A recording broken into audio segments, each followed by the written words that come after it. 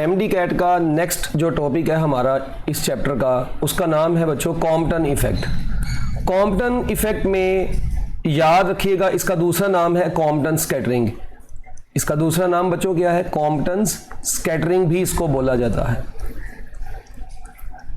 अब इसको Compton scattering क्यों बोला जाता है, उसकी वजह क्या है? देखें बेसिकली होता क्या है, हमने पढ़ा था कि अगर ऐसे फोटॉन्स जिनकी एनर्जी 0.51 मेगा इलेक्ट्रॉन वोल्ट से ज्यादा हो और 1 मेगा इलेक्ट्रॉन वोल्ट से कम हो, वो फोटॉन्स बेसिकली कॉम्पटन इफेक्ट में हिस्सा लेते हैं। यह आपको लास्ट लेक्चर में भी मैंने बताया होगा। ऐसे फोटॉन जिनकी energy 0.5 mega electron volt 0.5 mega electron volt से ज्यादा एनर्जी और 1 मेगा इलेक्ट्रॉन वोल्ट से कम एनर्जी वाले फोटॉन्स, और ये ज्यादातर ये जो फोटॉन्स होते हैं जिनकी एनर्जी इस रेंज में आती है वो एक्स रेज के फोटोन होते हैं। कौन से फोटोन होते हैं? तो एक्स रेज की मदद से हम बच्चों कॉम्पटन इफेक्ट को प्रोड्यूस करवाएंगे। ये कॉम्पटन इफेक्ट कहता क्या है, इसकी स्टेटमेंट क्या है? ये कहता है कि when a X ray photon is scattered from an electron, the wavelength of the scattered photon is greater than the wavelength of the incident photon. देखें पहले सबसे हम एक डायग्राम बनाते हैं, उस डायग्राम की मदद से इसको समझते हैं। सपोज करते हैं जी हमारे पास एक्स रे सोर्स है, ये एक्स रे का फोटोन आ रहा है।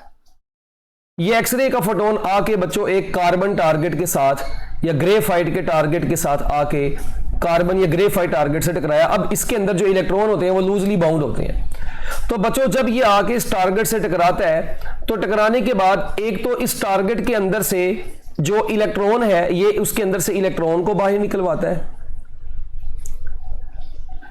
ये एक्सरे के फोटोन ने क्या काम किया, इस टारगेट के अंदर से इलेक्ट्रॉन को बाहर निकलवाया, मगर क्योंकि एक्सरेज की एनर्जी काफी हाई होती है तो ये थोड़ी सी एनर्जी इलेक्ट्रॉन को रिमूव करवाने में लग जाती है और बाकी एनर्जी वाला फोटोन एक्सरे का फोटोन यहां से स्कैटर्ड हो जाता है। ये स्कैटर्ड एक्सरे फोटोन है। तो ये इंसिडेंट एक्सरे फोटोन था, ये था इंसिडेंट एक्सरे फोटोन, जबकि ये क्या हो गया, स्कैटर्ड हो गया है। तो इसको हम नाम दे देंगे स्कैटर्ड एक्सरे फोटोन। अब ये स्कैटर्ड फोटोन है। अब इनका एक एंगल बन रहा है, अगर आप गौर से देखें, ये अगर मैं यहां पे हॉरिजॉन्टल लाइन बना लेता हूं तो हम कह सकते हैं कि जो फोटोन जिस एंगल पे स्कैटर हुआ है उस एंगल को सपोज करें हम थीटा का नाम दे देते हैं, और इलेक्ट्रॉन जिस एंगल पे स्कैटर हुआ है उसको हम फाई का नाम दे देते हैं। तो अब ये देखिए जो इंसिडेंट फोटोन है इसकी वेवलेंथ को मैं लैम्डा आई बोलूंगा, इसकी एनर्जी को मैं ई आई बोलूंगा, इसके मोमेंटम को मैं पी आई बोलूंगा। जबकि जो स्कैटर्ड एक्सरे का फोटोन है इसकी वेवलेंथ को मैं लैम्डा एस बोल देता हूं, इसकी एनर्जी को मैं ई एस बोल देता हूं, इसके मोमेंटम को मैं पी एस बोल देता हूं, इसकी फ्रीक्वेंसी को मैं एफ एस बोल देता हूं, इसकी फ्रीक्वेंसी को मैं एफ आई बोल देता हूं। तो देखें जब ये फोटोन आके इस टारगेट से टकराता है तो टारगेट से टकराते वक्त अपनी एनर्जी तो लॉस करता है ना, बिल्कुल एनर्जी लॉस करता है। तो उस दौरान जो एनर्जी होगी इंसिडेंट की वो ज्यादा थी और जो स्कैटर्ड है वो तो एनर्जी लूज होने के बाद आया है, तो स्कैटर्ड की एनर्जी इंसिडेंट से क्या होगी, कम। अच्छा, अगर इंसिडेंट की एनर्जी स्कैटर्ड से ज्यादा है इट मींस फ्रीक्वेंसी भी इंसिडेंट की स्कैटर्ड से क्या होगी, ज्यादा होगी। अच्छा, इसी तरह फिर अगर वेवलेंथ की बात करें तो फ्रीक्वेंसी का मोमेंटम किसका ज्यादा होगा, इंसिडेंट फोटोन का मोमेंटम भी स्कैटर्ड से क्या होगा, ज्यादा होगा। मगर अगर वेवलेंथ की बात करें तो वेवलेंथ का इनके साथ क्या रिलेशन है, इनवर्स रिलेशन है। तो वेवलेंथ सबसे ज्यादा इनमें से किसकी होगी, स्कैटर्ड की ज्यादा होगी और इंसिडेंट की कम होगी। तो याद रखिएगा बच्चों, जब एक्स रे का फोटोन आके मैटर के साथ इंटरेक्ट किया और वो स्कैटर हुआ उस मेटल में से गुजरने के बाद, जब वो स्कैटर्ड हो गया तो उसकी वेवलेंथ इंसिडेंट फोटोन की वेवलेंथ से क्या होगी, ज्यादा होगी। This effect is called Compton effect. इस इफेक्ट को क्या बोलते हैं, कॉम्पटन इफेक्ट बोलते हैं। तो अगर मैं डेफिनेशन की बात करूं तो इसकी डेफिनेशन लिख लेते हैं, when X ray photon, when X ray photon is scattered,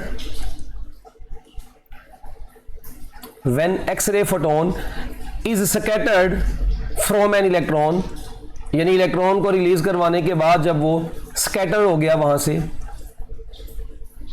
from an electron,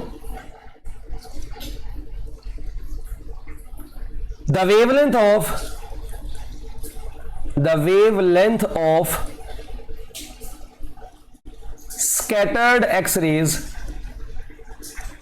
wavelength of scattered X-rays is greater than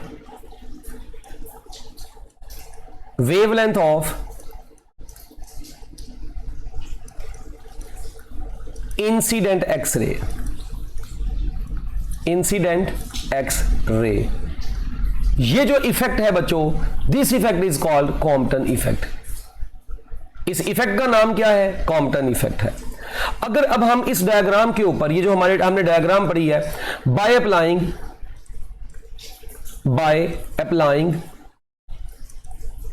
law of conservation of energy, चलो पूरा ही लिख देते हैं, by applying law of conservation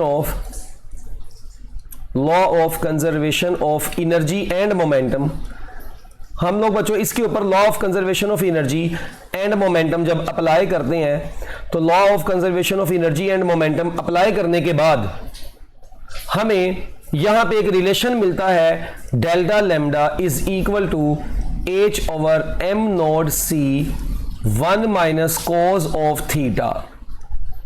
ये जो फार्मूला बच्चों हमें मिला है, मैं इसको जरा डब्बे में पैक कर देता हूं, शार्पर को डबल कर देता हूं। इस फार्मूले में ये जो डेल्टा लैम्डा होता है, this is known as difference of the wavelength. Basically इसका नाम होता है Compton's shift, it is called Compton's shift. ये जो H over M not C वाला फैक्टर होता है, this is known as Compton's wavelength. इसको क्या बोलते हैं? कॉम्पटन्स वेवलेंथ बोलते हैं। क्या बोलते हैं इसको? कॉम्पटन्स वेवलेंथ। और इसकी जो वैल्यू होती है 2.43 इंटू 10⁻⁻12 मीटर होती है, जिसको हम लोग 2.43 पिकोमीटर भी बोलते हैं। 2.43 पिकोमीटर, 2.43 पिकोमीटर, ये इसकी वैल्यू है। ये अक्सर औकात एमसीक्यूज में आपसे पूछी जाती है। कैसे पूछी जाती है वो मैं आपको भी बता दूंगा। थीटा यहां पे वही जो जिस एंगल के ऊपर वो फोटोन ने स्कैटर्ड होना है, ये वो एंगल है। अच्छा, ये जो फार्मूला है, इस फार्मूले में कॉम्पटन शिफ्ट में याद रखिएगा यहां पे लैम्डा एस माइनस लैम्डा आई आता है, क्योंकि स्कैटर्ड की वेवलेंथ ज्यादा होती है तो पहले स्कैटर्ड की वेवलेंथ आती है, बाद में इंसिडेंट की वेवलेंथ आती है। अब इस फार्मूले में से बच्चों बहुत सारे एमसीक्यूज बन सकते हैं।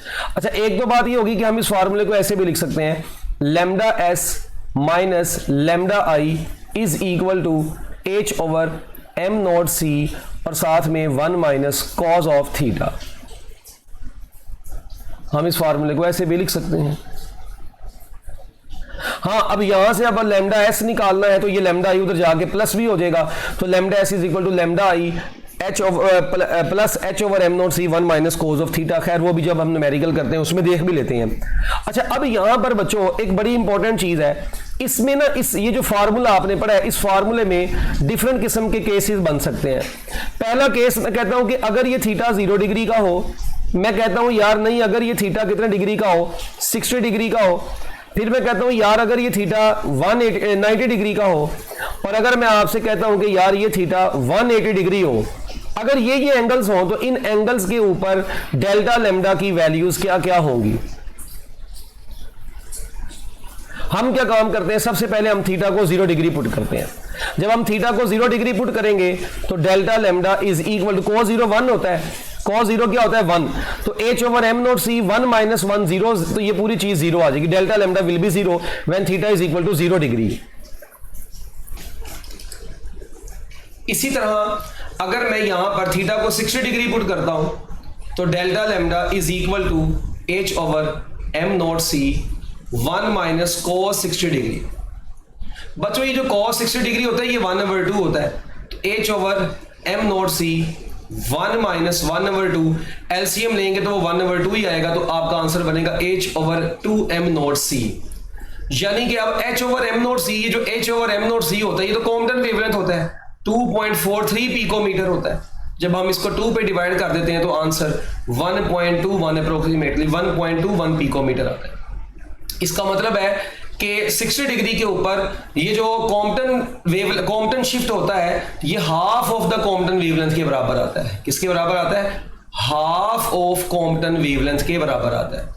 ये आपसे एमसीक्यू में पूछा जा सकता है कि half of the Compton wavelength किस एंगल के ऊपर हमें अचीव होता है। तो बच्चों उसके लिए हमारा जो थीटा होता है वो कितना होता है? 60 डिग्री होता है। अच्छा, इसी तरह अगर थीटा 90 डिग्री का हो तो delta lambda is equal to h over m not c 1 minus cos 90 degree. cos 90 degree क्या होता है?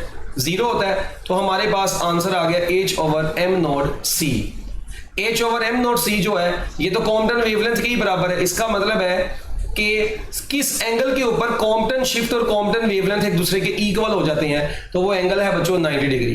तो 90 डिग्री के एंगल के ऊपर जो कॉम्पटन शिफ्ट है और वो कॉम्पटन वेवलेंथ एक दूसरे के इक्वल हो जाते हैं, इक्वल टू कॉम्पटन वेवलेंथ। तो कॉम्पटन शिफ्ट कॉम्पटन वेवलेंथ के बराबर हो जाता है किस एंगल के ऊपर? 90 डिग्री के एंगल के ऊपर। इसी तरह अगर मैं 180 डिग्री की बात करता हूं तो delta lambda is equal to h over m not c। cos 180 degree जो होता है -1 होता है, तो वो -1 जब यहां पे पुट करेंगे तो 1 माइनस -1 मिलके +1 हो जाएगा। तो आंसर आ जाएगा 2 times h over m not c। तो जब आप इस h over m not c की वैल्यू 2.43 पुट करते हैं तो जब आप इसको करवाएंगे तो ये 4.86 बन जाएगा। तो 4.86 पिकोमीटर आपका आंसर आया। इसका मतलब है कि अब की बार जो आपका आंसर आया है वो double of the Compton wavelength आया है। किसके बराबर है? Double of the Compton wavelength. Double of Compton's wavelength. तो यहां से बच्चों हमें क्या रिजल्ट मिल गए? यहां पे अब हम एमसीक्यू अगर बनाएं तो मैं आप लोगों को यहां पे कह सकता हूं बताएं किस एंगल के ऊपर Compton shift double of Compton wavelength हो जाता है? 180 डिग्री के ऊपर। इक्वल किस पे होता है? 90 डिग्री के ऊपर। हाफ किसके ऊपर होता है? 60 डिग्री के ऊपर। कॉम्पटन वेवलेंथ 0 किस एंगल पे होती है? 0 डिग्री के ऊपर। तो यहां से एक बात तो पता चल रही है जैसे जैसे, और ये मैक्सिमम, इसका मतलब 180 डिग्री पर delta lambda is maximum wavelength, Compton shift is maximum at 180 degree. और आप देख रहे हैं जूं जूं एंगल बढ़ता जा रहा है, जैसे जैसे एंगल बढ़ता जा रहा है, ये कॉम्पटन वेवलेंथ की भी वैल्यू क्या होती जा रही है? बढ़ती अपना कॉम्पटन शिफ्ट की वैल्यू भी बढ़ती जा रही है। 0 डिग्री पर 0 था और ये 180 डिग्री पर मैक्सिमम हो गया है। तो याद रखिएगा थीटा के बढ़ने से कॉम्पटन शिफ्ट है वो भी बढ़ता जाता है। अच्छा, अब ये तो होगी बच्चों जनरल बातें। कॉम्पटन शिफ्ट के अंदर कुछ इंपॉर्टेंट नोट जो अब आपकी बुक से थोड़ा सा हट गए हैं। आपकी बुक में ये फार्मूलाज नहीं लिखे हुए, जैसा कि हमने पढ़ा lambda S is equal to lambda I plus h over m not c 1 minus cos of theta.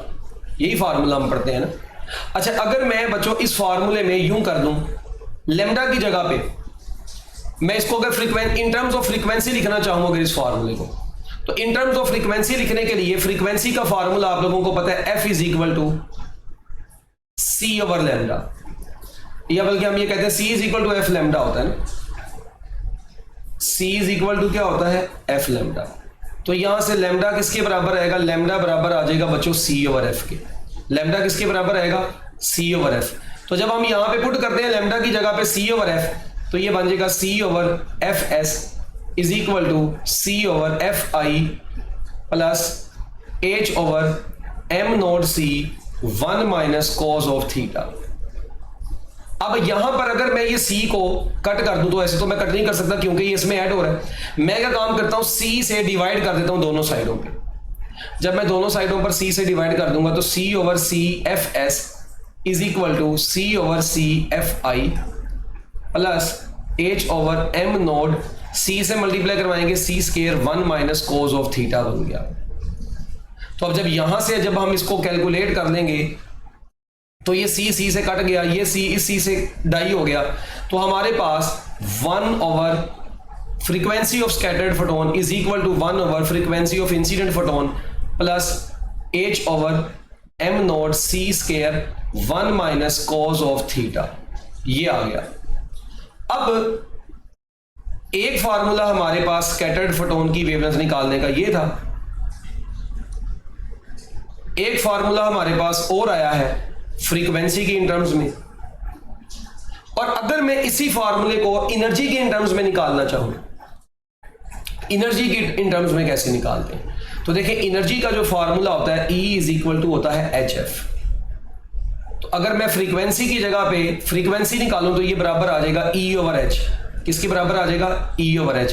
तो आप इसी फ्रीक्वेंसी की जगह पे E ओवर H पुट कर दें, तो देखें फ्रीक्वेंसी की जगह पे E ओवर H पुट करेंगे तो ये H ओवर ES बन जाएगा is equal to H over EI बन जाएगा, प्लस ये अपनी जगह पे रहा H over M not C square 1 minus cos of theta. अब ये H को कॉमन ले लें, जब आप H को कॉमन ले लेंगे इस रिलेशन में से तो हमारे पास 1 over energy of scattered photon is equal to 1 over energy of incident photon plus H over M not C square 1 minus cos of theta, ये हमारे पास आ जाएगा। ये तीन रिलेशन अब आपके पास आ गए हैं, वेवलेंथ की इन टर्म्स में अलहदा, फ्रीक्वेंसी की इन टर्म्स में अलहदा, एनर्जी की इन टर्म्स में अलहदा। कई दफा आपको क्वेश्चन में वो एनर्जी ऑफ इंसिडेंट फोटोन देगा, ठीक है, और वो बताएगा जी फोटोन इस एंगल पे स्कैटर्ड हो गया, आपको एंगल देगा और कहेगा बताएं जो स्कैटर्ड फोटोन है उसकी एनर्जी क्या होगी, तो आप ये वाला फार्मूला यूज करेंगे। मगर ये याद रखिएगा इसमें H over M not C square आएगा, और इसकी जो वैल्यू होती है H over M not C square की, ये जो फैक्टर है इस फैक्टर की जो वैल्यू होती है ये सारी कैलकुलेट करने के बाद H over M not C अगर कैलकुलेट करते हैं 2.43 पिकोमीटर आता था ना, तो जब हम उसको C से डिवाइड कर देते हैं मजीद तो बच्चों हमारे पास 8.1 into 10 raise to power minus, इस पूरी वैल्यू का 8.1 into 10 raise to power minus 21 ये आंसर आता है। और ये जो 8.1 into 10 raise to power minus 21 है ये पर जूल होगा, क्योंकि ये एनर्जी है ना यहाँ पर, तो हम उसके लिहाज से इसको अब कैलकुलेट कर लेंगे। जो यूनिट यहाँ पे होगा लेफ्ट साइड पे वो पर जूल होगा, तो इसका भी पर जूल के हिसाब से होगा। तो खैर ये फार्मूला से कुछ जो कि आप लोगों को पता होने चाहिए थे। अच्छा, अब आपकी बुक में ना, आपके टेक्स्ट बुक में न्यूमेरिकल्स हैं, हम उन न्यूमेरिकल्स से रिलेटेड कुछ बच्चों यहाँ पे जरा इसी टॉपिक को मैथमेटिकल एमसीक्यूज के लिहाज से करते हैं। देखें क्वेश्चन बड़ा सिंपल सा है, मैं आपसे सिंपल एक क्वेश्चन पूछता हूँ, मैं कहता हूँ यार एक फोटोन है उसकी एनर्जी, एक फोटोन है उसकी एनर्जी 90 किलो इलेक्ट्रॉन वोल्ट है, आने वाले फोटोन की एनर्जी 90 किलो इलेक्ट्रॉन वोल्ट है, और वो फोटोन अगर वो फोटोन यानी एक्सरे का फोटोन है जिसकी एनर्जी 90 किलो इलेक्ट्रॉन वोल्ट है, अगर बच्चों वो फोटोन स्कैटर्ड हो जाए 60 डिग्री के एंगल के ऊपर, इस एंगल के ऊपर 60 डिग्री के एंगल के ऊपर, तो बताएं जो फोटोन स्कैटर्ड होगा उसकी वेवलेंथ क्या होगी। अब जरा गौर से देखना इस क्वेश्चन को कैसे सॉल्व करेंगे, अपना दिमाग भी चलाएं, वीडियो को स्टॉप करें और पहले अपना दिमाग चलाएं। जब आप अपना दिमाग चला लेंगे तो देखें सबसे पहले अब हमने निकालना है लैम्डा एस, ये अब वेवलेंथ निकालनी है, इसका मतलब ये जो दी गई एनर्जी है इसको भी हम वेवलेंथ में कन्वर्ट करेंगे। 90 किलो इलेक्ट्रॉन वोल्ट का मतलब है basically 9 into 10 raise to power 4 electron volt. पहली बात तो ये होगी 9 into 10 raise to power 4 electron volt. अच्छा, अब हमने निकालनी है सबसे पहले, firstly we have to find lambda I. हम सबसे पहले लैम्डा आई निकाल लेते हैं, क्यों? क्योंकि लैम्डा एस निकालना फिर हमारे लिए आसान हो जाएगा, हम यहां से ये वाला फार्मूला इस्तेमाल कर लेंगे, ये वाला कि लैम्डा एस जो होता है वो किसके बराबर होता है, ये वाला यूज कर लेंगे, lambda S is equal to lambda I. तो पहले हम लैम्डा आई निकालते हैं। अब एनर्जी से लैम्डा निकालने का डायरेक्ट तरीका क्या था, अब अगर आपको शॉर्टकट थोड़ा सा याद हो, देखें यहां पे टेक्निक एक बताने लगा हूं। वेवलेंथ निकालने का अपना एनर्जी का रिलेशन क्या था हमारे पास, हमारे पास था E इज इक्वल टू 1240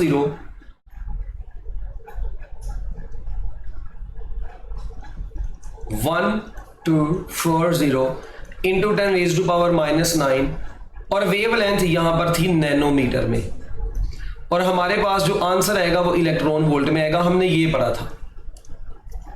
अच्छा, अगर हमने गौर से अब सुनना, वेवलेंथ निकालनी हो, क्या निकालनी हो, वेवलेंथ निकालनी है, तो वेवलेंथ अगर निकालनी है बच्चों तो हम क्या काम करेंगे,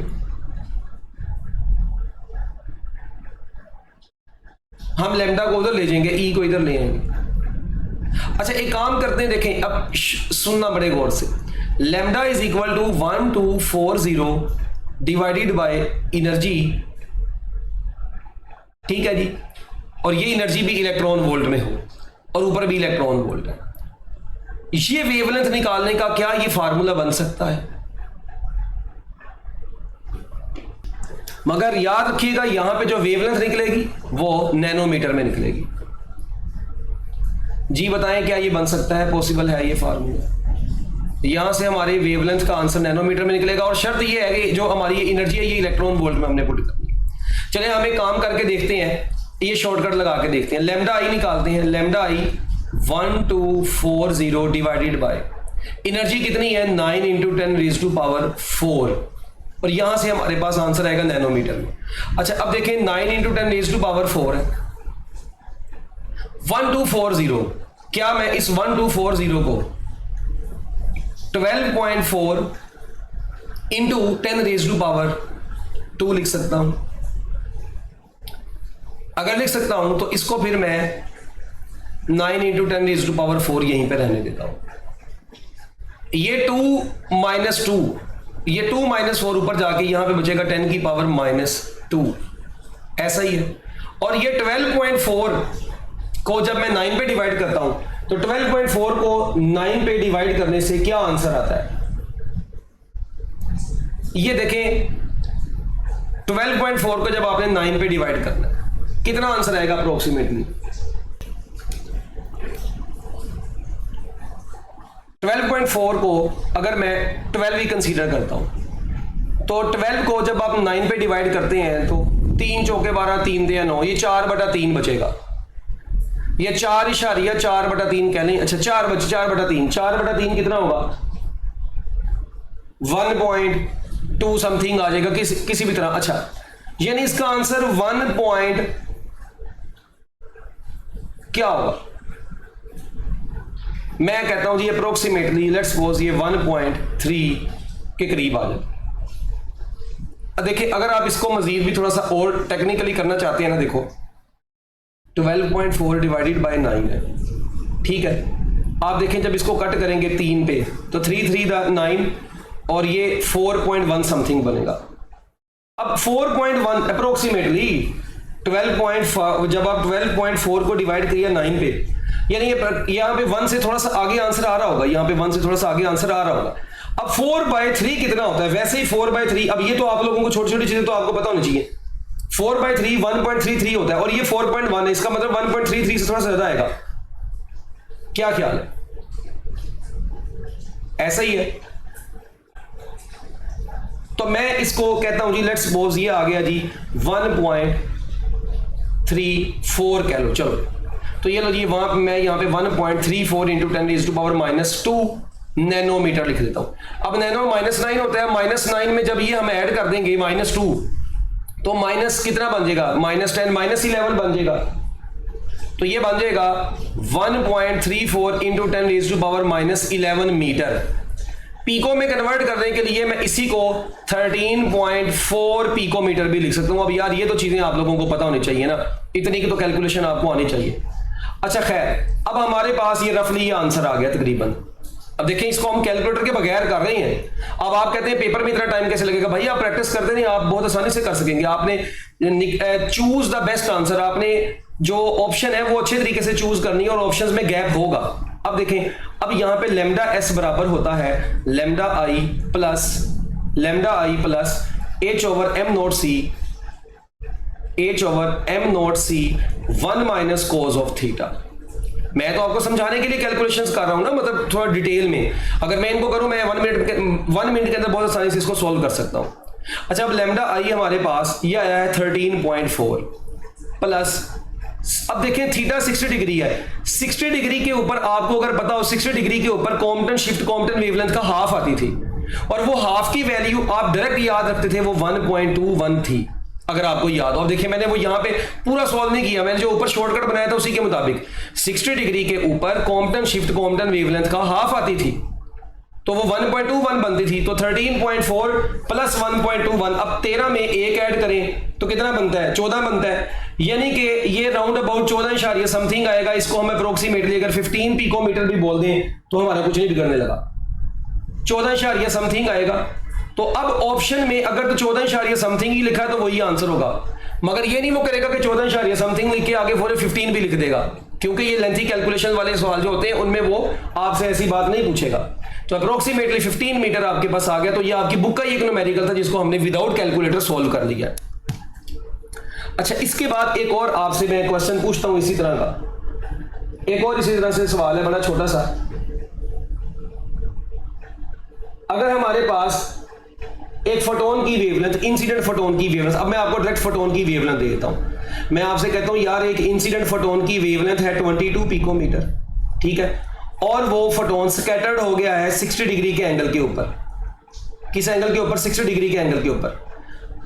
तो बताएं स्कैटर्ड फोटोन की वेवलेंथ कितनी होगी। अब देखिए मैंने आपसे कितना आसान सवाल पूछ लिया। अब हमें पता है 60 डिग्री के एंगल के ऊपर स्कैटर्ड फोटोन जो होता है वो इंसिडेंट फोटोन प्लस 1.21 पिकोमीटर के बराबर होता है। हम ये शॉर्टकट ही याद रख लेते हैं, एट 60 डिग्री हमेशा ऐसा ही होगा।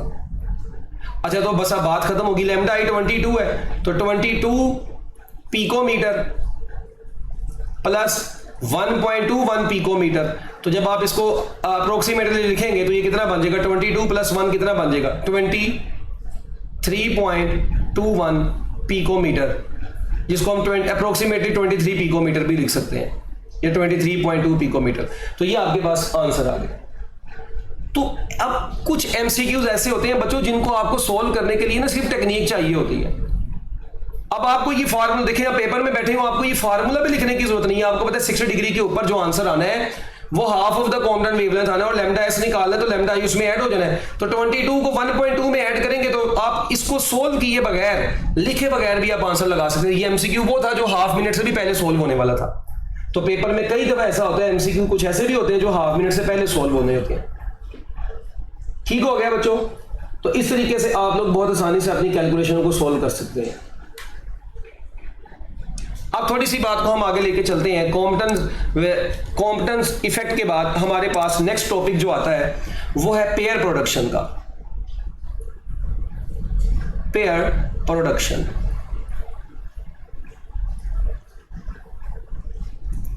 ले जी, ये पेयर प्रोडक्शन क्या चीज है?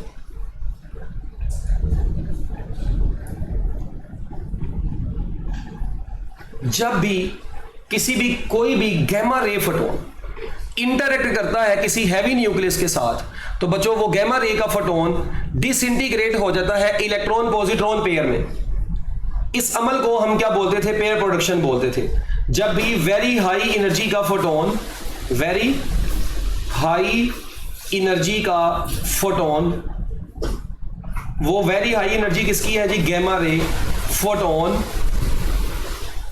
जब जाके न्यूक्लियस के साथ इंटरैक्ट करता है तो न्यूक्लियस के साथ इंटरैक्ट करने के फौरन बाद बच्चों ये गैमा रे का फोटोन न्यूक्लियस की रुकावट की वजह से बेचारा ये गैमा रे का फोटोन गुस्सा करता है और ये टूट जाता है इलेक्ट्रॉन प्लस पॉजिट्रॉन पेयर में।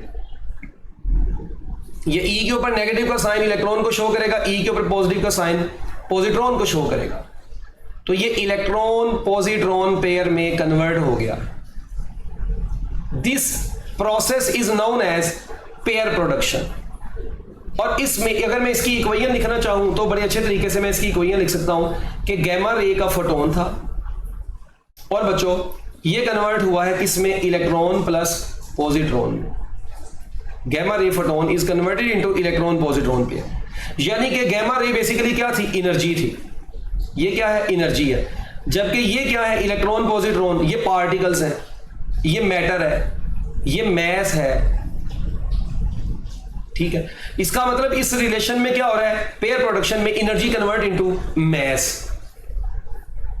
That is why it is known as materialization of energy. That is why it is known as materialization of energy. हम पेयर प्रोडक्शन को मटेरियलाइजेशन ऑफ एनर्जी भी बोलते हैं क्योंकि इसमें एनर्जी मैस में convert हो जाती है। और बच्चे का देखें, यहां पर आप देखें कि ये ओवरऑल गामा रे क्या होता है, न्यूट्रल।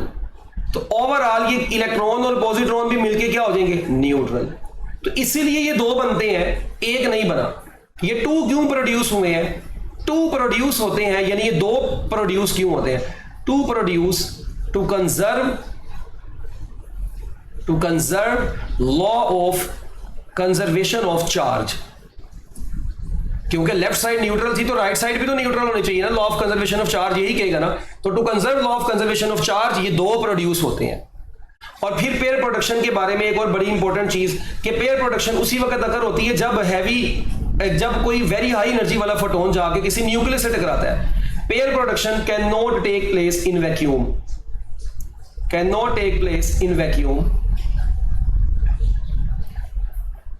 उसकी वजह ये वैक्यूम में क्यों नहीं टेक प्लेस हो सकती, क्योंकि nucleus does not exist in vacuum, क्योंकि वहां पे न्यूक्लियस एग्जिस्ट नहीं करेगा।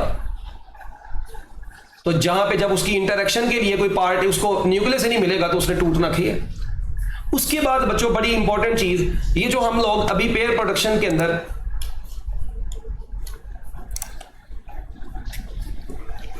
इक्वेशन पढ़ी हमने ये देखा कि यार गामा रे का फोटोन आया और आके ये एक हैवी न्यूक्लियस के साथ इंटरेक्ट किया, और इंटरेक्ट करने के बाद पॉजिट्रॉन इलेक्ट्रॉन पेयर में डिवाइड हो गया। इसकी एनर्जी को मैं HF का नाम दे देता हूं, गामा रे है, ये वेरी हाई एनर्जी वाला फोटोन है। अच्छा, अब पॉजिट्रॉन का याद रखिएगा, पॉजिट्रॉन और इलेक्ट्रॉन दोनों एक ही भांडे के ढक्कन है। मतलब ये कि दोनों का मैस सेम है, सिर्फ चार्जेस इनके ऑपोजिट होते हैं। बाकी इनका मैस, जितना मैस पॉजिट्रॉन का होता है उतना मैस इलेक्ट्रॉन का होता है। जो वैल्यू चार्ज की इलेक्ट्रॉन की होती है वही वैल्यू चार्ज पॉजिट्रॉन की होती है, बस स्पिन इनके ऑपोजिट है, यानी एक में प्लस का साइन है, एक में माइनस का साइन है। प्रोटॉन जो होता है उसका मैस इलेक्ट्रॉन से डिफरेंट होता है, इसलिए प्रोटॉन को एंटी पार्टिकल ऑफ इलेक्ट्रॉन नहीं बोलते। पॉजिट्रॉन जो होता है ये एंटी पार्टिकल ऑफ इलेक्ट्रॉन होता है, that is anti particle of electron. इसको हम सादा जुबान में एंटी इलेक्ट्रॉन भी बोलते हैं। क्या बोलते हैं, एंटी इलेक्ट्रॉन भी बोलते हैं। तो इसकी जो एनर्जी होती है वो m0c² ही होती है, क्योंकि मैस तो इसका इलेक्ट्रॉन वाला ही होता है, और इसकी भी जो एनर्जी होती है वो भी m0c² होती है। इसका मतलब मैं ये कह सकता हूं कि अब ये जो एनर्जी होती है 0.51 मेगा इलेक्ट्रॉन वोल्ट होती है। इसको हम कन्वर्ट करते हैं जब 0.51 mega electron volt after conversion हमें हासिल होता है। तो जब हम इन दोनों को ऐड कर देते हैं तो हमारे पास 2m0c² बचता है इन दोनों को ऐड करके, और इन दोनों को ऐड करेंगे 1.02 मेगा इलेक्ट्रॉन वोल्ट बनेगा। इसका मतलब कि अगर ये दोनों प्रोड्यूस करवाने हैं, ये दोनों जब प्रोड्यूस हो गए हैं एट अ टाइम, तो जो टोटल एनर्जी बनी है राइट साइड पे वो कितनी बनी है, 1.02 मेगा इलेक्ट्रॉन वोल्ट। इसका मतलब आपके आने वाले गामा रे की फोटोन की भी जो एनर्जी है वो 1.02 मेगा इलेक्ट्रॉन वोल्ट जितनी होनी चाहिए या उससे ज्यादा होनी चाहिए। इसका मतलब है कि अगर हमारे आने वाले फोटोन की एनर्जी 1.02 मेगा इलेक्ट्रॉन वोल्ट से कम होगी तो पेयर प्रोडक्शन अकर नहीं होगी, क्योंकि पेयर प्रोडक्शन अकर उसी वक्त होगी अगर इलेक्ट्रॉन आने वाले फोटोन की एनर्जी 1.02 मेगा इलेक्ट्रॉन वोल्ट के इक्वल या उससे ज्यादा होगी, तब ही बच्चों ये पॉसिबल होगा pair production, otherwise pair production possible नहीं होगी।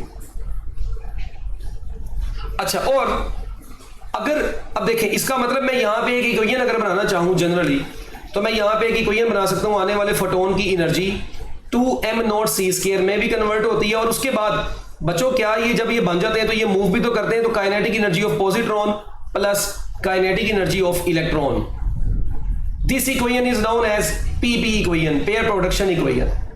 इस इक्वेशन का नाम है बच्चों PP equation.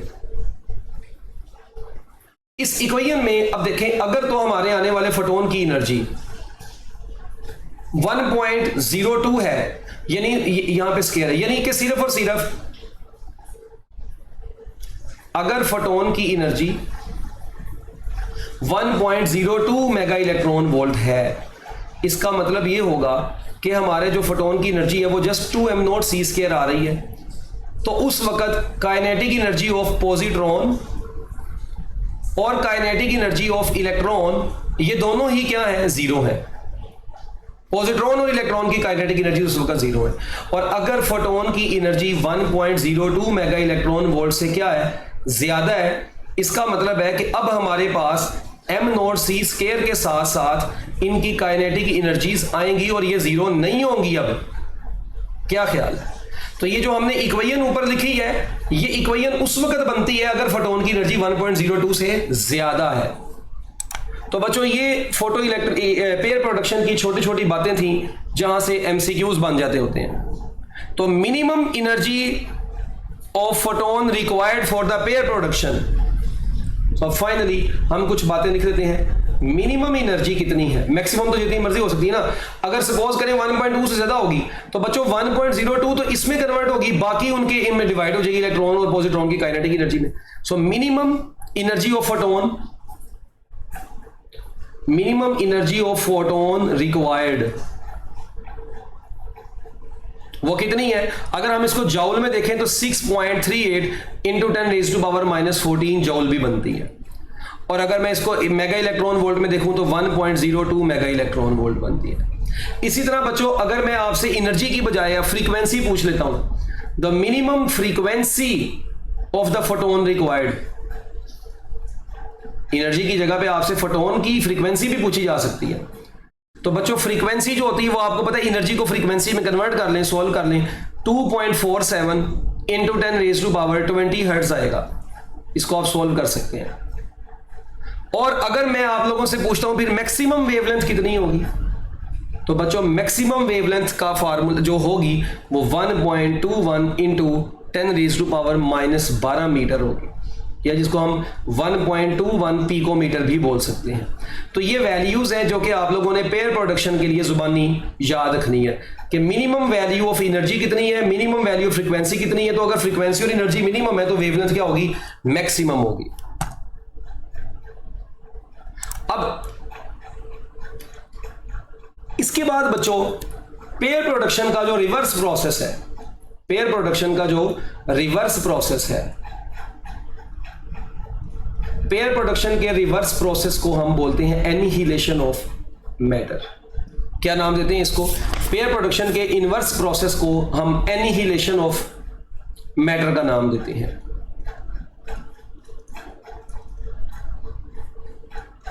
Annihilation of matter.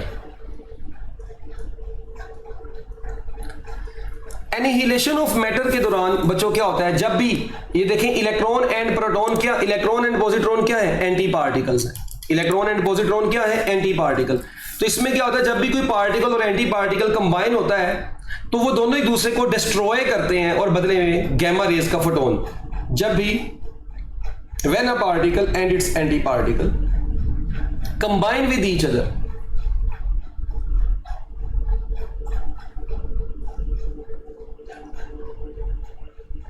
क्योंकि ब्लैक से लिख के आ रहे हैं बच्चों, जब भी पार्टिकल और एंटी पार्टिकल, जिस तरह इलेक्ट्रॉन, पॉजिट्रॉन और इलेक्ट्रॉन जब बच्चों मिलते हैं तो ये दोबारा से गामा रे के फोटोन में कन्वर्ट हो जाते हैं। हम दो गामा रेज के फोटोन की बात करते हैं, एक की बात नहीं करते।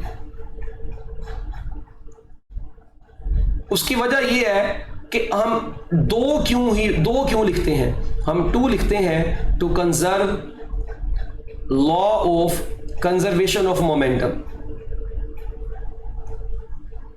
To conserve law of conservation of momentum. हम law of conservation of momentum को कंजर्व रखने के लिए, क्योंकि law of conservation of momentum ये कहता है total momentum before the reaction is equal to total momentum after the reaction, यानी कि दोनों सेम होने चाहिए। तो आप देखें इलेक्ट्रॉन और पॉजिट्रॉन दोनों का अगर मैं मोमेंटम की बात करूं तो आपको पता है इनके मैस ऑपोजिट होते हैं, सेम होते हैं, इनकी वेलोसिटीज ऑपोजिट होती हैं। तो इनका जो टोटल मोमेंटम, इनिशियल मोमेंटम होता है वो जीरो होता है, और ये भी दोनों ऑपोजिट जा रहे होंगे तो इनका भी फाइनल मोमेंटम जो होगा वो क्या होगा? जीरो होगा। तो law of conservation of momentum को ओबे करने के लिए ये लिखना जरूरी है। अच्छा, इसके बाद इस दौरान क्या हो रहा है? इस दौरान बच्चों मैस अब कन्वर्ट हो रहा है किसमें? एनर्जी में। एनिहिलेशन ऑफ मैटर के दौरान मैस एनर्जी में कन्वर्ट होता है अकॉर्डिंग टू आइंस्टाइन इक्वेशन। और याद रखिएगा ये जो एनिहिलेशन ऑफ मैटर जो होती है, ये जो दो गामा रेज के फोटोन जो देती है, उन दोनों गामा रेज के फोटोन की, इन दोनों गामा रेज के फोटोन की एक कंडीशन है कि both photons have same energy, frequency and wavelength. Same energy, frequency and wavelength, इनकी एनर्जी फ्रीक्वेंसी और वेवलेंथ सेम होती है, ठीक है। और याद रखिएगा सिंगल इलेक्ट्रॉन और proton can not be converted into energy. उसकी वजह क्योंकि ये law of conservation of charge के अगेंस्ट हो जाएगा। और single photon can not be produced क्योंकि वो law of conservation of momentum के अगेंस्ट हो जाएगा। तो minimum energy of the photon अब कितनी है, देखें दोनों दो फोटोन्स हैं, उनकी तो होगी टोटल 1.02 मेगा इलेक्ट्रॉन वोल्ट, मगर मिनिमम एनर्जी कितनी होगी। अगर यहां पे मैं डायग्राम बनाता हूं, इसी डायग्राम में देखें, जब हम पॉजिट्रॉन और इलेक्ट्रॉन को आपस में मिला देंगे, इनको हमें कोई पोटेंशियल नहीं देना पड़ेगा, क्योंकि जहां पे भी मैटर और एंटी पार्टिकल एंटी मैटर मौजूद होते हैं ये खुद ब खुद ही कंबाइंड हो जाते हैं। तो ये दोनों मिलके बच्चों 2 गैमा रे के फोटोन हमें देंगे। अब इनकी एनर्जी अगर आपको याद हो, पॉजिट्रॉन की जो एनर्जी आपने पढ़ी थी वो पढ़ी थी 0.51 मेगा इलेक्ट्रॉन वोल्ट, इसकी भी 0.51 मेगा इलेक्ट्रॉन वोल्ट है। तो भाई ये जो 2 बन रहे हैं इनकी भी कितनी होगी 0.51 मेगा इलेक्ट्रॉन वोल्ट, एक की होगी, दूसरे की भी 0.51 मेगा इलेक्ट्रॉन वोल्ट होगी। तो law of conservation of energy, law of conservation of charge, हर चीज ओबे कर रही है यहां पे। तो minimum energy of the photon emitted, यहां से अब एमसीक्यू क्या बन सकता है, during annihilation minimum energy of the photon, minimum energy of the photon emitted, जो फोटोन एमिट हुआ है उसकी मिनिमम अमाउंट ऑफ एनर्जी कितनी है, वो 0.51 मेगा इलेक्ट्रॉन वोल्ट है, जिसको बच्चों हम लोग बड़ी आसानी से 8.19 इंटू 10⁻⁻14 जौल में भी लिख सकते हैं, जौल में भी इसको लिख सकते हैं। और अगर मिनिमम फ्रीक्वेंसी की बात करूं तो मिनिमम फ्रीक्वेंसी इस केस में m0c² h के बराबर होगी। आप इसको कैलकुलेट कर सकते हैं, तो 1.23 इंटू 10⁻20 हर्ट्ज आएगी। अगर नहीं कैलकुलेट करनी तो भाई जुबानी याद रख लेना। और अगर मिनिमम वेवलेंथ की बात करें तो मिनिमम वेवलेंथ बराबर आएगी h/m0c के, और ये बराबर आती है 2.43 इंटू 10⁻12 मीटर, यानी 2.43 पिकोमीटर, कॉम्पटन वेवलेंथ वाली। तो ये कुछ वैल्यूज हैं जिस तरह उसमें याद रखी हैं पेयर प्रोडक्शन में, इसी तरह आप लोगों ने ये एनिहिलेशन ऑफ मैटर में भी ये वाली वैल्यूज को याद कर लेना है।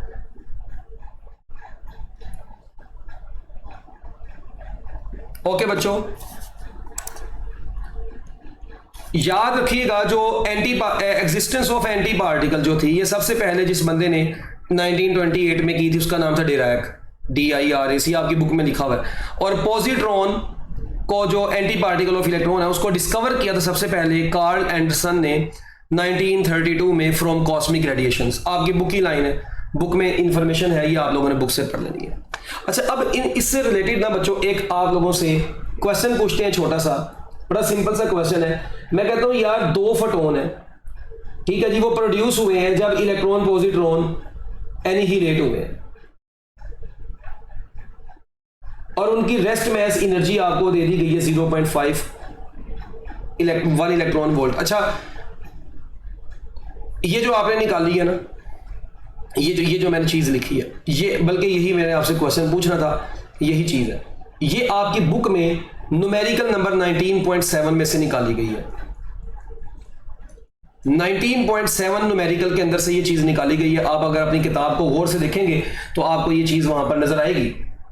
मिनिमम वेवलेंथ निकालनी थी आप लोगों ने, जब इलेक्ट्रॉन पॉजिट्रॉन एनिहिलेट करते हैं एक दूसरे के साथ, तो मिनिमम वेवलेंथ तो किसी एक की ही निकलेगी ना, एक फोटोन की। तो एक फोटोन के लिहाज से बस E = hc/λ लगेगा। तो वहां से आप इसको कैलकुलेट कर लीजिएगा, तो ये निकल आती है इजीली, और वो इतनी ही आती है।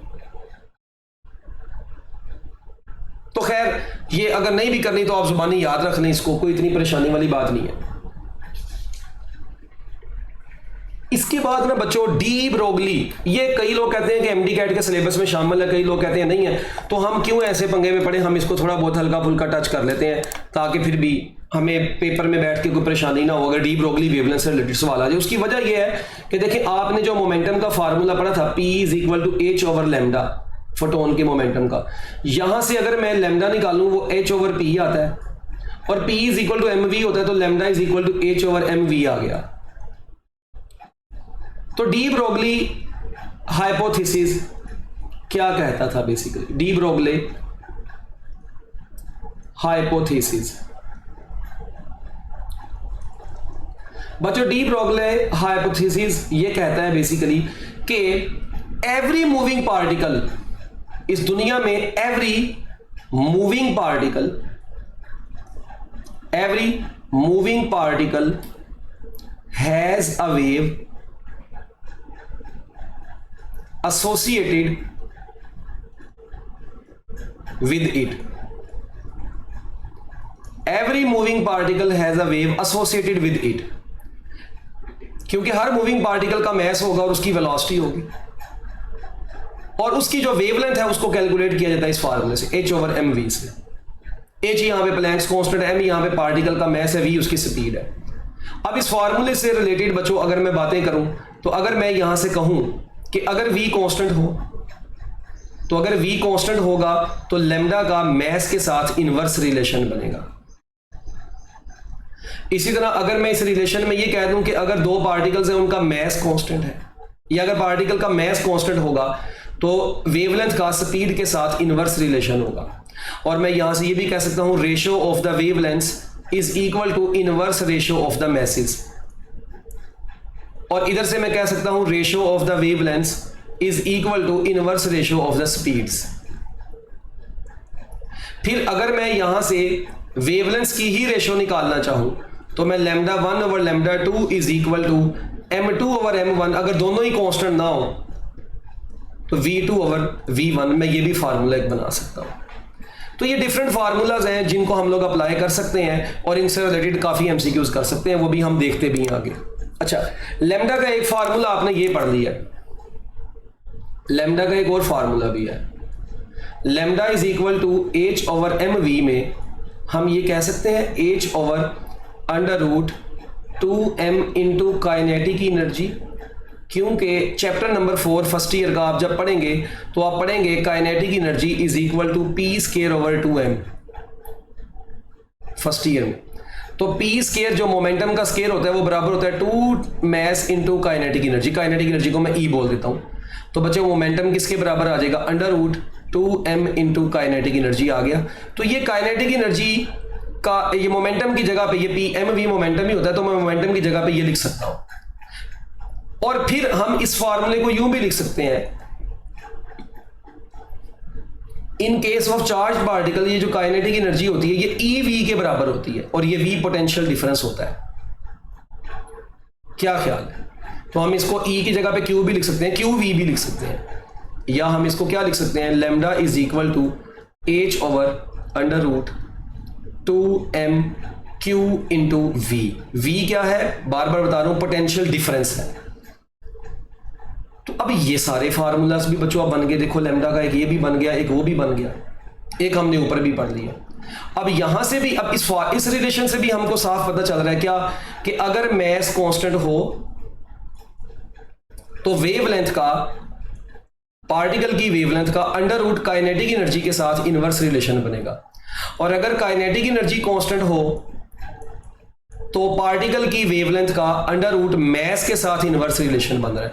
अब आप देखें, मैस अकेले मैस के साथ भी था, अंडर रूट मैस के साथ भी है, ये डिपेंड करता है हमारी दी गई स्टेटमेंट पर। अगर तो काइनेटिक एनर्जी के लिहाज से देखेंगे तो अंडर रूट वाला आएगा, अगर स्पीड के लिहाज से देखेंगे तो अंडर रूट के बगैर वाला आएगा, बात खत्म। इसमें कौन सा कोई ऐसी परेशानी वाली बात है। अच्छा, इसके बाद इसी तरह यहां पे ये v जो है, ये v क्या है, this v is potential difference, ये पोटेंशियल डिफरेंस है, और ये q क्या है, चार्ज है, ये m क्या है, मैस है, जिस पार्टिकल की हम वेवलेंथ निकालने जा रहे हैं।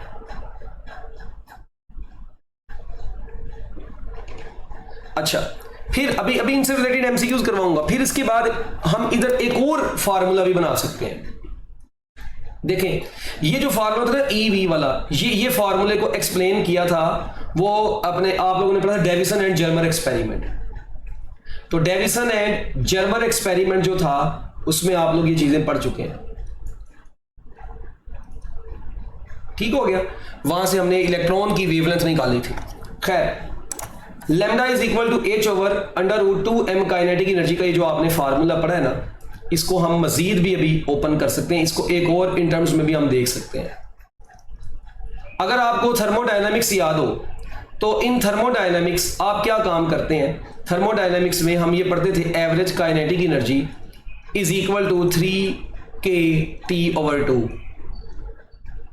क्या ये फार्मूला आपने पढ़ा हुआ है?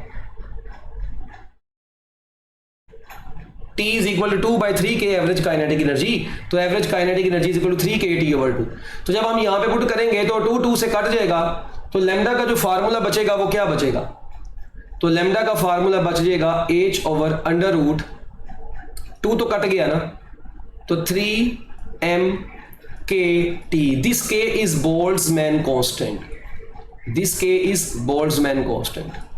तो ये बस एक दफा पेपर में, किसी पेपर में ये एमसीक्यू देखा गया है तो इसलिए आप लोगों को बता दिया गया, और ये T यहां पे टेम्परेचर है, मगर ये इतना ज्यादा कोई इंपॉर्टेंट नहीं है। हमने जो मेजर पढ़ना है एक वो ये पढ़ना है, एक ये ऊपर जो ऊपर पढ़े हैं ना ये हमने मेजर पढ़ने हैं, ठीक है।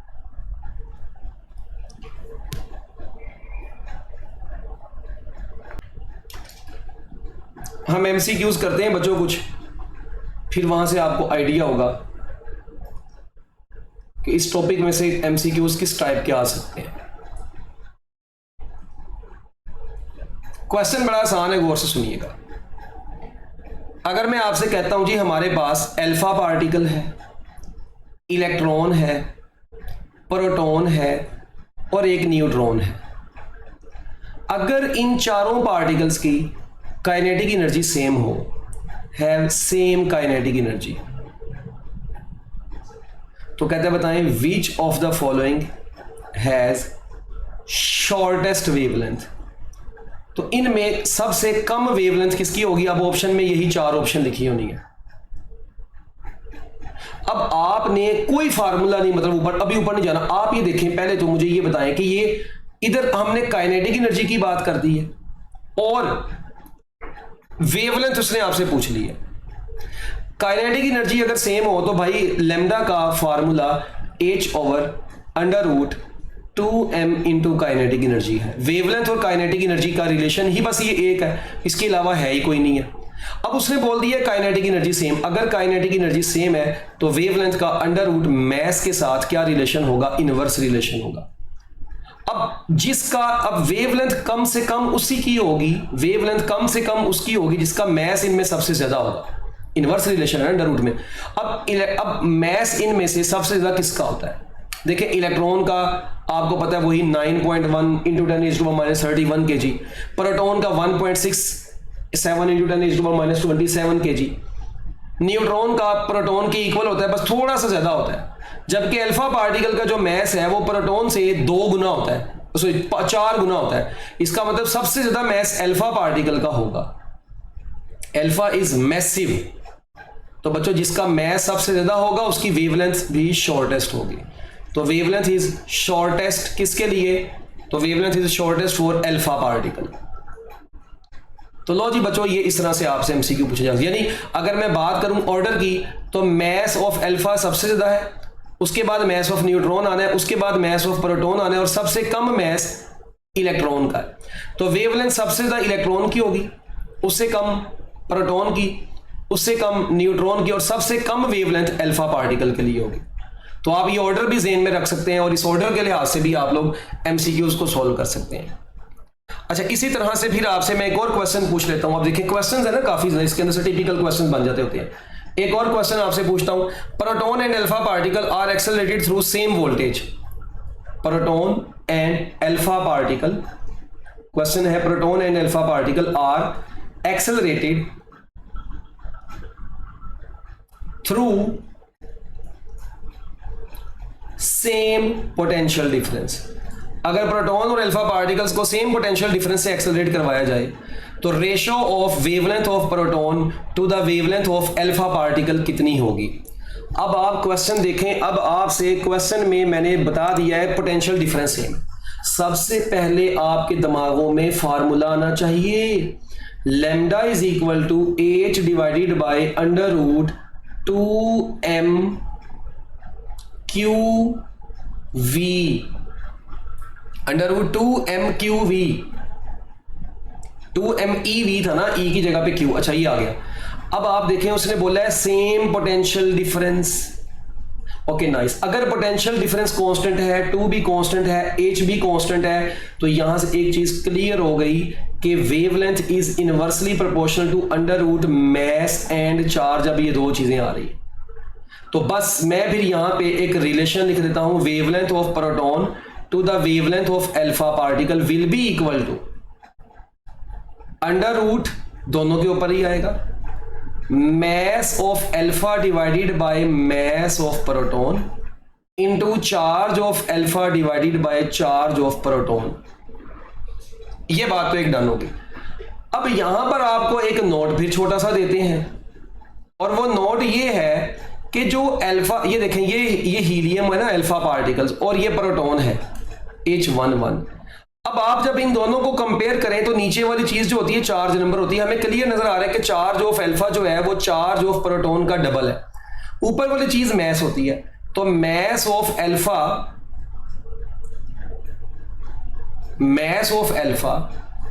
Is 4 times mass of proton. तो ये तो बेसिक चीज है जो कि आप लोग अपनी एफएसयू के अंदर ही सीख के आए हुए हैं। तो बस कहानी खत्म होगी, कहानी सुनो, ये कहानी सुनाए आपको। तो lambda P over lambda alpha किसके बराबर आ जाएगा? Under root mass of alpha 4 times mass of proton, नीचे mass of proton, charge of alpha 2 times charge of proton, नीचे चार्ज ऑफ प्रोटॉन। ये दोनों कट गए, ये दोनों भी कट गए, तो आपके पास बच गया 4 ज़रब 2, तो 4 का अंडर रूट भी 2 होता है, हम इसको बोल देंगे 2 अंडर रूट 2 और डिनोमिनेटर में 1 बचेगा। तो 2 under root 2 by 1 is your answer, that is the ratio. क्या ख्याल है? तो लो बच्चों, इस तरीके से ये एमसीक्यूज को सॉल्व कर सकते हैं आप। अगर मैं आपको सिंपली ये कहता हूं कि यार अगर काइनेटिक एनर्जी एक फ्री इलेक्ट्रॉन की डबल कर दें तो डी ब्रोगली वेवलेंथ के ऊपर क्या फर्क पड़ेगा? तो देखिए, अगर एक इलेक्ट्रॉन की काइनेटिक एनर्जी को आप डबल कर देंगे तो वेवलेंथ का अंडर रूट काइनेटिक एनर्जी के साथ क्या रिलेशन है? इनवर्स रिलेशन है। अंडर रूट काइनेटिक एनर्जी के साथ क्या रिलेशन है? इनवर्स।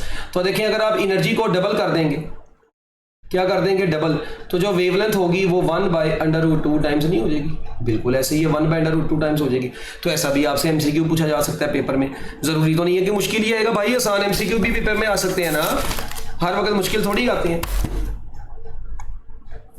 अच्छा, अब अगर आपको वैल्यू से रिलेटेड, अगर आपसे वो वैल्यू से रिलेटेड बच्चों पूछ ले, यानी कि आप लोगों को कहता है जी इलेक्ट्रॉन है, उसको इस पोटेंशियल डिफरेंस से एक्सेलरेट करवाया गया है, बताएं उससे एसोसिएटेड वेवलेंथ कितनी होगी?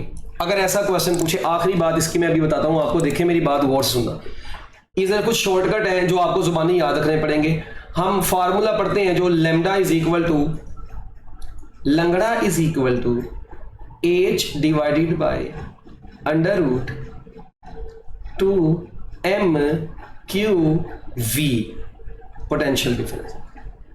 अच्छा, अब हम ना इसके शॉर्टकट 4 चीजों के लिए बना लेते हैं। ज्यादातर वो सवाल इन चारों से रिलेटेड जो पूछता है, इसलिए मैं इन चारों को ही ड्रॉ करने लगा हूं, 4 बातें बताने लगा हूं आपको। देखें,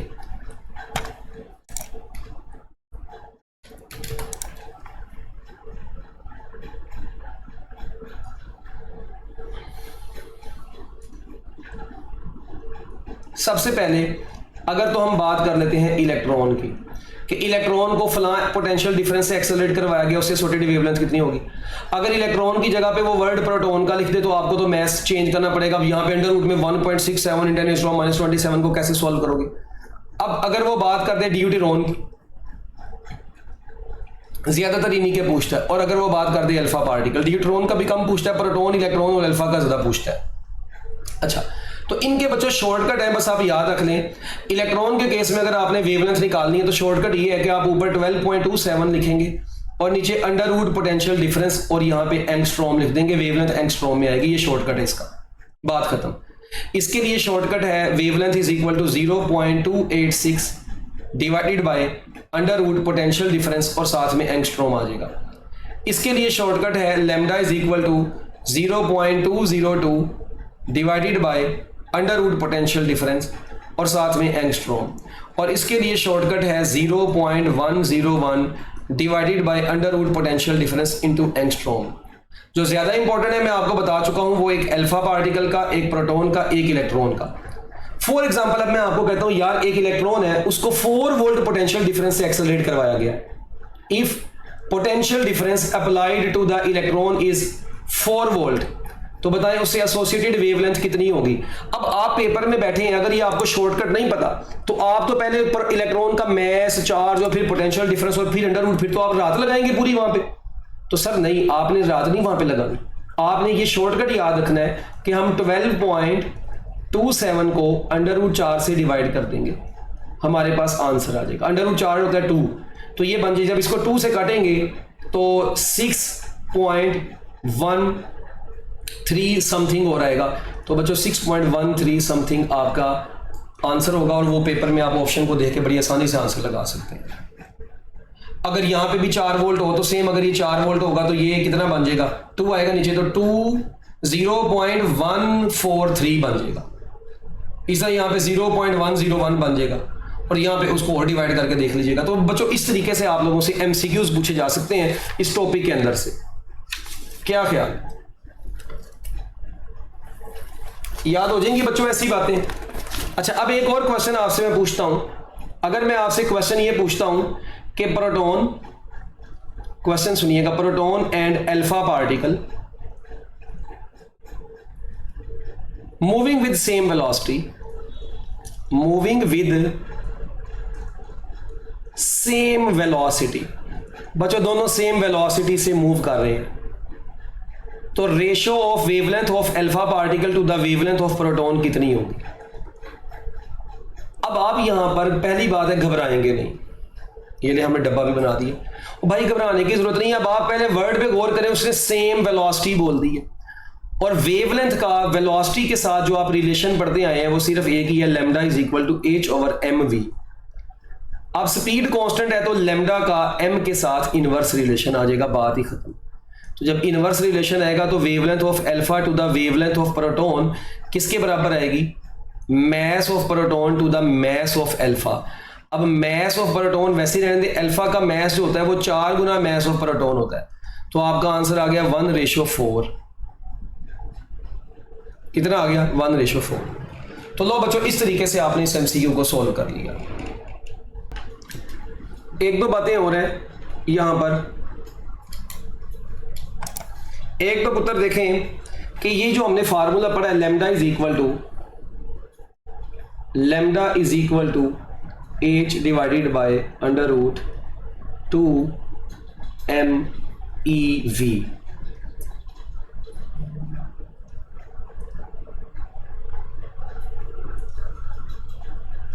इस फार्मूले में अगर आपको याद हो, बुक में जब हम वो डेविसन एंड जर्मर एक्सपेरिमेंट की बात करते हैं, अगर किसी इलेक्ट्रॉन को 54 वोल्ट पे एक्सेलरेट करवाया जाए तो उस इलेक्ट्रॉन से एसोसिएटेड वेवलेंथ कितनी होगी। अब आप वहां पे बैठ के क्या कैलकुलेट करेंगे? नहीं, आप ये जुबानी याद रखेंगे। जब हम ये बुक में इसको सोल्व करके वैल्यू पुट करते थे तो इसका आंसर 1.66 × 10⁻10 मीटर आता था। तो बस ये आपने वहां पर ये याद रखनी है, बस वैल्यू, और कुछ भी नहीं करना है इसको। ये जुबानी याद रख ले, वहां पे बैठ के आपने कैलकुलेशन तो नहीं ना करनी इस वैल्यू की, ठीक है? तो ये, और फिर उसके बाद आपको पता होगा ये डेविसन एंड जर्मर एक्सपेरिमेंट जो था, ये लाइट की कौन सी नेचर को, ये इलेक्ट्रॉन की कौन सी नेचर को एक्सप्लेन करता है? ये बताता था कि इलेक्ट्रॉन है वेव नेचर, तो ये इलेक्ट्रॉन की वेव नेचर को एक्सप्लेन करता था ये एक्सपेरिमेंट। तो ये बस आप लोगों ने जो जनरल बातें हैं वो याद रखनी है। अभी तक आपने बच्चों जो एक्सपेरिमेंट्स पढ़े हैं उनमें से देखें, मेरी बात जरा गौर सुनिएगा,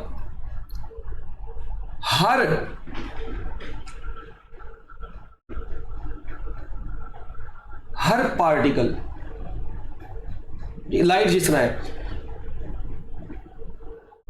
मैटर एंड रेडिएशंस, हम ये कहते हैं, जरा लाइन में गौर से सुनना, मैं लाइन जो बोलने लगा हूं, matter, all matter and radiations, जितनी भी मैटर और बच्चों रेडिएशंस हैं, matter and radiation have a dual wave particle nature, have dual यानी कि wave particle nature. This concept is called wave particle duality. This concept is called, इस चीज को हम बच्चों वेव पार्टिकल ड्यूअलिटी बोलते हैं। क्या बोलते हैं? Wave particle duality. कि matter and radiations have dual nature. अब मैटर के अंदर हम आमतौर पे इलेक्ट्रॉन की बात करते हैं और रेडिएशंस के अंदर हम आमतौर पे लाइट की बात करते हैं। अब कुछ एक्सपेरिमेंट्स ऐसे हैं जो इलेक्ट्रॉन की पार्टिकल नेचर को शो करते हैं। जैसा कि आपको अगर पता हो कि इलेक्ट्रॉन की पार्टिकल नेचर को कौन कौन सा एक्सपेरिमेंट शो करता है। पार्टिकल नेचर को शो करने के लिए हम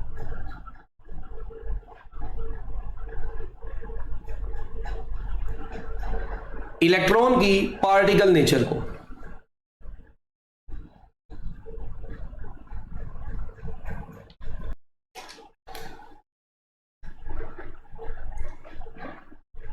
पार्टिकल नेचर और इलेक्ट्रॉन की wave nature.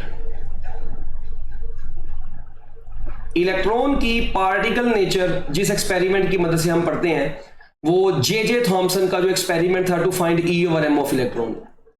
J Thomson experiment to find E over M of electron. तो हम वहां पे इलेक्ट्रॉन की पार्टिकल नेचर को स्टडी करते हैं। इसी तरह इलेक्ट्रॉन की वेव नेचर को कौन कौन एक्सप्लेन करता था? Davisson and Germer experiment. Davisson and Germer experiment. इसके अलावा Davisson and Germer experiment and GP Thomson, इसके भी जीपी थॉमसन, इनके जो एक्सपेरिमेंट्स थे वो इलेक्ट्रॉन की वेव नेचर को शो करते थे। इसी तरह लाइट जो है, लाइट, इसकी भी दो तरह की नेचर है। लाइट की वेव नेचर को कौन से एक्सपेरिमेंट शो करते थे और लाइट की पार्टिकल नेचर को कौन से एक्सपेरिमेंट शो करते हैं?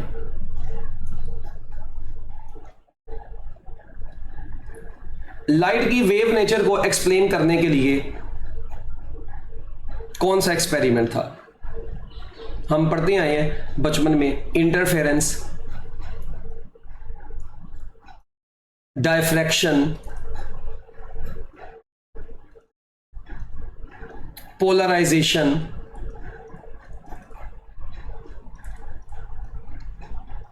Young's double slit experiment. ये सारे के सारे बच्चों लाइट की वेव नेचर को शो करते थे। जबकि लाइट की पार्टिकल नेचर को एक्सप्लेन करता है फोटो इलेक्ट्रिक इफेक्ट, कॉम्पटन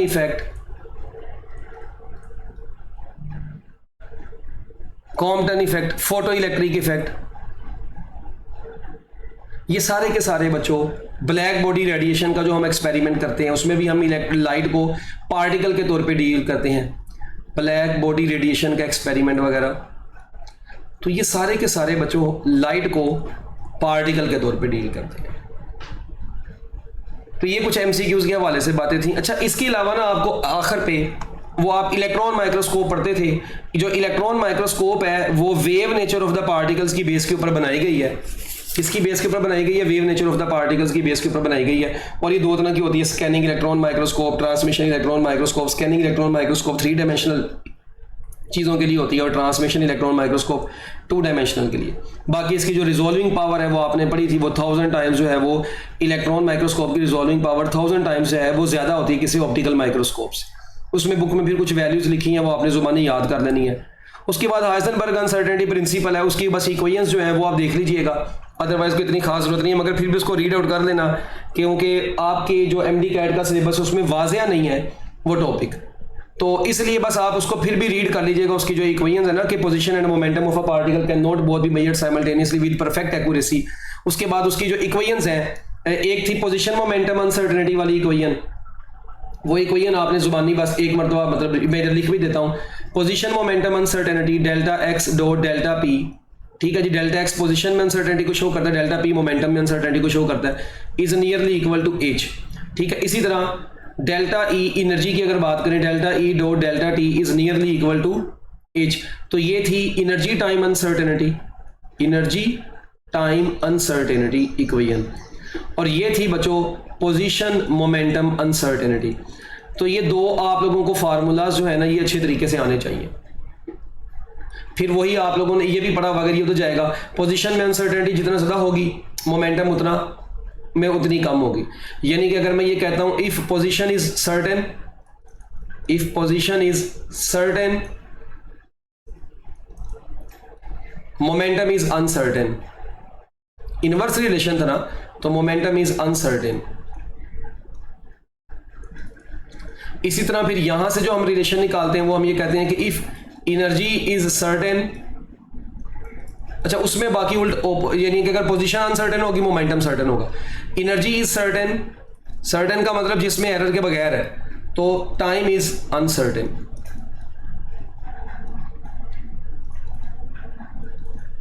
यानी कि अगर हम यहां से बात करें तो मैं यहां से ये भी कह सकता हूं सिंपली कि अगर डेल्टा एक्स 0 हो जाएगा तो बच्चों डेल्टा पी इनफाइनाइट हो जाएगा।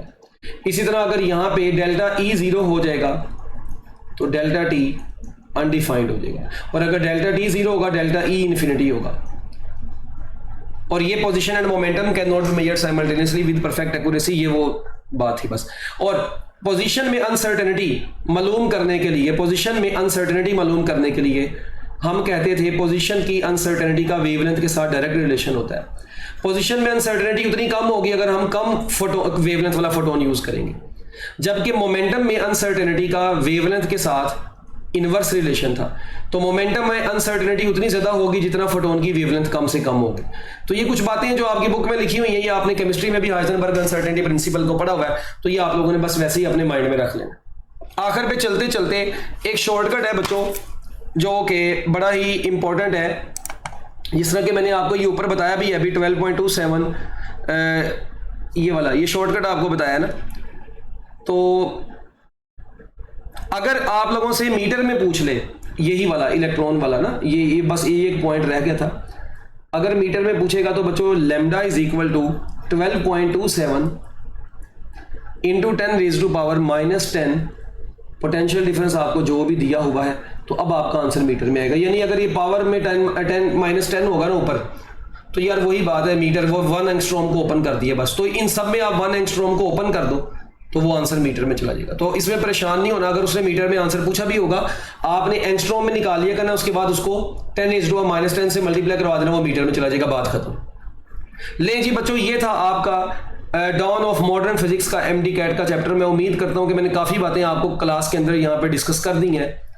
तो बाकी अगर कोई चीज़ रह भी गई है, मेरा नहीं ख्याल कि कोई रह गई है, तो अब आप एमसीक्यूज़ की प्रैक्टिस करें अच्छे तरीके से, तो इंशाल्लाह आपका एमडी कैट में इसी से ही रिलेटेड सारी चीज़ें पूछी जाएंगी।